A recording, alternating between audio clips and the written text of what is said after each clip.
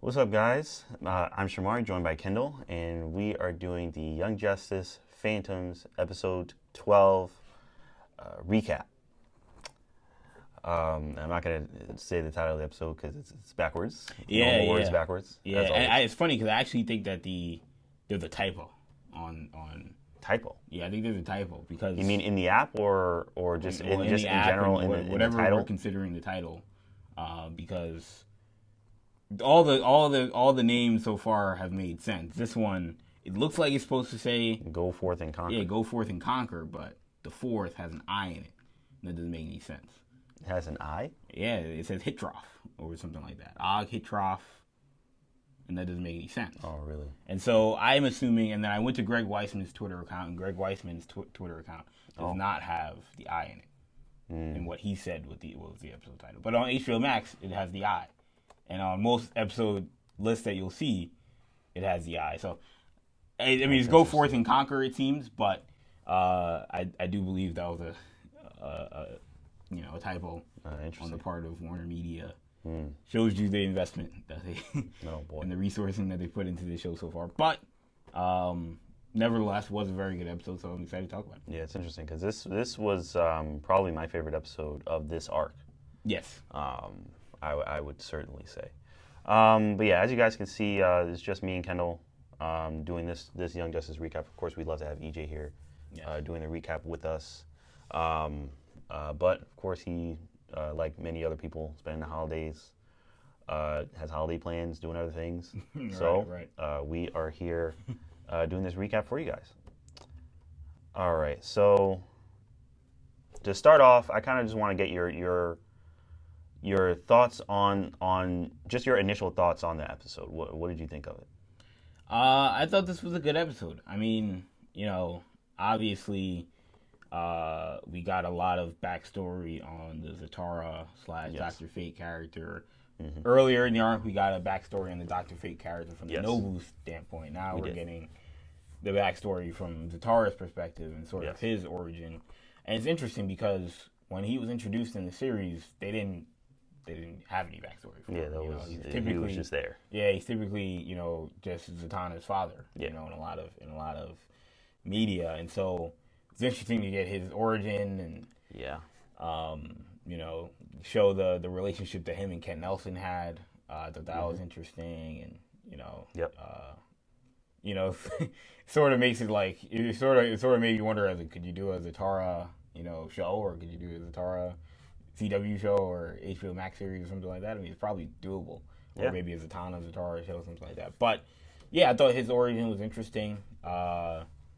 It was sort of, I wouldn't say tragic, but I mean the whole Dr. Fate thing in general is kind of tragic, where he has to you can only see her once a year. Yeah, he just takes over a host. Yeah, he takes over a host body, and you can only leave, or you can only be out of it for a day. Or that's the deal he made with. That's the deal he made with Nobu in this instance. But so yeah, in general, it's a pretty tragic, pretty sad story. But I thought it was interesting. Oh yeah. That Dr. Fate or the Zatara story is definitely. It was actually really good that they were telling throughout the episode. It was just human. It was just a very human story, but also with. It was like a believable superhero origin. Right. It wasn't, so absurd or ridiculous. It's not like, oh, I got bit by whatever radioactive this or that, or I fell in a vat of this, or I'm an alien from such and such planet. Those, he has mystical abilities. Yeah. Sort of your great power comes great responsibility kind of thing. Yeah. He felt a duty to take on this challenge. He didn't have to. Right. He could have stuck doing the side shows or whatnot and making money and supporting his family, but he also felt a duty to help protect people because he had a certain power, and we then see that is part of the mindset for when he takes over as Dr. Fate. Again, something he didn't have to do, but it was a selfless act, and something to protect his family. So it's consistent with the character in that regard. Yes, absolutely. And it's it's kind of tragic too. It's a very tragic story of what happened to his wife, and him having to watch Zatanna and everything that she's dealing with now and everything. It's definitely a very emotional, very tragic story, considering where things are right now. But I thought that was done really well, honestly. Yeah, and I think it's funny because me and EJ have talked about throughout this arc that this arc, even though Zatanna is sort of the face in the center of this arc, Yes. she hasn't had the same character development that we got in the first two arcs from Artemis or from Magan, and their characters.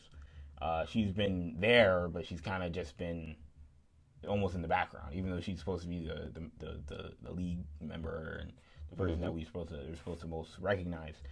But I said even earlier in the arc that I thought that the connection and the big thing for her was going to be the Zatara Dr. Fate stuff, and where does the rubber meet the road at some point with that character. And it does feel like in this episode they're sort of foreshadowing that he doesn't have, he may not make it out. And I think EJ mentioned that in one of our videos that he thought this might be their way of transitioning Zatara out of Dr. Fate and possibly moving the Khalid character into the Dr. Fate role that he is in the comics. Yeah, that may be what they're doing here. I mean, they've been dropping all these hints and Easter eggs about him becoming Dr. Fate. Right. So I definitely think that's definitely a possibility. So we have to talk about the child and and his or her, whatever their pet thing, their flaw. Yeah. Definitely not Baymax. But yeah, so they basically destroy Clarion's pet, or his cat. the cat. That's like his connection. That happened at the end of the last episode, and they're just basically wreaking havoc across the world. So summoning all these portals and destroying the world, the Justice League are having to go to these different locations and try to fix the problem. The problems that are arising, popping up at all these different places, and they basically say that Zatanna and Dr. Fate and the apprentices, the proteges, have to go and be the ones to stop the child. So what do you think? What did you think of that element? Yeah, I mean, I thought that clearly they're definitely setting that child character up as somebody who's very tough to stop. Dr. Fate is having trouble with the character. He gets his mask or his helmet cracked. He did not seem happy about that one bit. But yeah, I mean, I thought that they really did a good job of setting the child character up as a really formidable foe. I mean, I would say the most formidable we've seen in this season, no doubt. But yeah, I mean, it would be interesting to see how this wraps up. But they're giving her a lot of again, just a lot of attention as a formidable foe. Yeah. I don't know. I mean, I have to say I don't love the child. I would definitely say I probably don't love the child so far. There isn't much going on there, and it seems to be on purpose. Right. This is just a lord of chaos, causing chaos. Yeah, I mean, it's like something from a horror movie. Yeah, it's about as simple as you can get. If you don't like horror movies, you're definitely not gonna like. The story isn't really about the child. No. Which seems to be very clear. So there really isn't much there, but they're causing a lot of chaos. So we have to see how our heroes can counter that. And will that lead again? And I just mentioned it, but I would assume that whatever happens next episode will lead to probably where the foreshadowing. I hope not, but it would probably lead to Zatara. He might be done. Yeah, we'll see. Unfortunate. Yeah, it'll probably be that'll very be sad, and that'll very sad. And that'll be that moment for Zatanna to sort of get some character development. But yeah. So, kind of, what's going on with this bus? We saw the thing with Clarion. and he turned into the bus. The magic school bus, as people are calling it. Yes, he turned into the magic school bus that was flying all across, all through all these seasons, apparently, of Young Justice. Yes. And flying through space, flying through all these different points in the show. So, I mean, it's just interesting to me that the thing with this bus ends up just being Clarion looking for help after he just gets beaten by the child. It's strange. It was, like, is that what? Is that it? That's what Wiseman was trying to set up. That's what Wiseman and Vietti were trying to set up all this time. It strikes me a little bit like the Mandarin with Kevin Feige and A little bit. Shang-Chi, where they just a kind little of they saw a loose end that they hadn't tied up, and they just decided to roll with it. But maybe I'm not giving them enough credit. Maybe it's been the long game. I would argue, was it worth it? Was the long game here? I mean, did you feel like you got your payoff? I mean, I wasn't. We were talking about it last week. We had no idea where this was going. And, it was a complete question mark in terms of what was going to happen with this school bus. And I mean, I don't know, a little disappointing, but I'm glad that we got some payoff. I'm glad it's not, continuing to just float out into the ether. Because I would have. Yeah, I agree with that. 100%. People were thinking Legion of Superheroes related, or right. God knows what else it could have been, but what it was, it connects to the story, so that makes sense. But wasn't anything like internet breaking. Yes. Yep. But I feel the same way. I mean, especially once we got it flying around in space, I'm like, all right, so what is going on here? So, I mean, honestly, I really feel the same way. I was not. It got to the point where I wasn't expecting anything too significant with that. I just wanted to know what it was. All right. But I am glad we got that and we found out what that was. I'm still not the biggest Clarion fan either. I know I'm saying a lot of negative things, even though I very much enjoyed this episode. Right. But I'm just not a Clarion fan. I mean, I much prefer a lot of the other villains in Young Justice, who are very, very well done. But it seems like he's going to be a hero in this arc, so that's very interesting. And shout out to Phantom Stranger. Yeah, shout out to Phantom Stranger. Yeah, sending the heroes to where they need to be. And we also got more from Beast Boy. So he's recording his Space Trek show. And he's clearly very depressed. It seems clear that they're doing a depression storyline with Beast Boy, which is very interesting. A very interesting choice for them to do that on this show. What do you think? What do you think of that so far? What are your thoughts on that? Yeah, I mean, we've talked about it. I mean, it they're going very slow, very incremental, very taking slow their with time. It's hard for me to really judge it till it's over. Again, how dark are they going to go? I would assume there will be a line that they're not going to cross, but I don't know. The show's on HBO Max. We talked about that last week. I mean, but assuming I assume that EJ agrees that that by the time we get to the end of the arc, there'll probably be a resolution, whether you need to get help or whatever. I don't know, but. I don't know I don't think they'll do this for the entire season, and it seems to be I would hope not. Coming to a head a little bit now. Yeah. People are starting to kind of recognize. Initially, no one knew.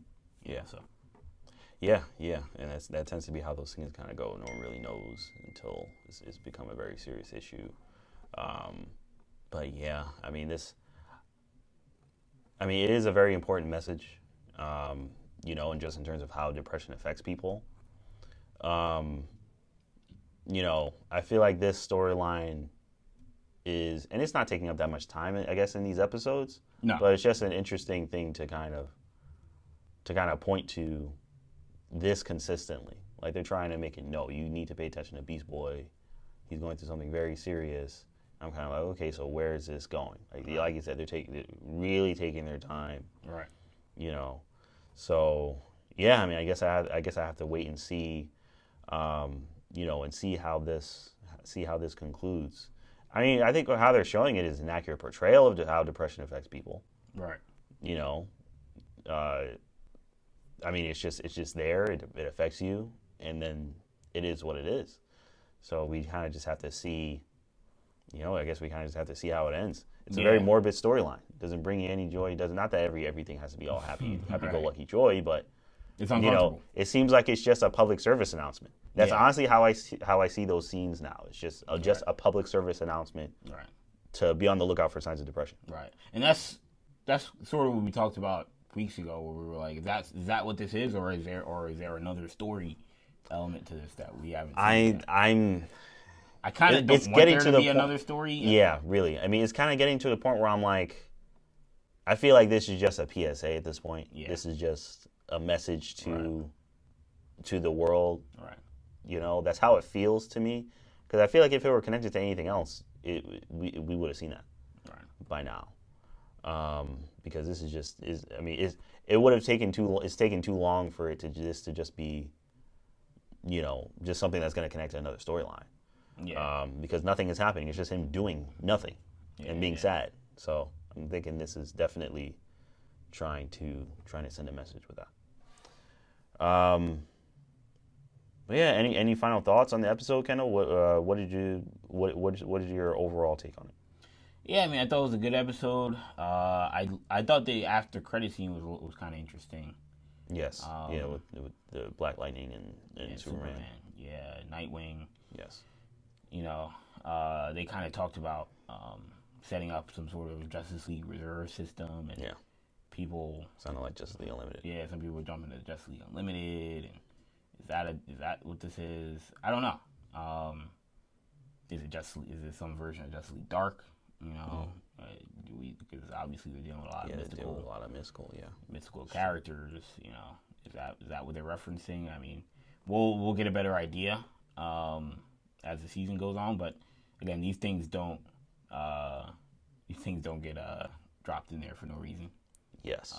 Did we also see Vandal Savage on World? We did. That was tying back to almost the post credit scene from a couple weeks ago, where he was like telling everybody to get off World. Basically, he was telling Cassandra Savage, go tell Raish. Right. We're go tell this one, go tell that one. We're going to World. I don't know how long this thing's gonna stay alive. Right. This planet, and now we see him there. So those things sort of tie in for the most part. So I think whatever we saw in this one, we'll eventually harken back. I think at some point. Yeah. Yeah. I mean, I would say that. I do think that's gonna end up tying into something. I mean, the first thought that came up was just Justice League Unlimited, because that's what it sounds like. Justice League Reserve System. That's basically what it was. That everyone was set up at the Watchtower. I mean, it sounds like it seemed like the Justice League was pretty big already, even that's just based on. Even just based on. Justice League Unlimited. Yeah, I mean, based on how we saw them at the end of last season. But I mean, I guess we'll see. We'll see what they mean by that. All right, so I think it's about that time for grades. So, Kendall, what would you give this episode out of 10? I'll give it an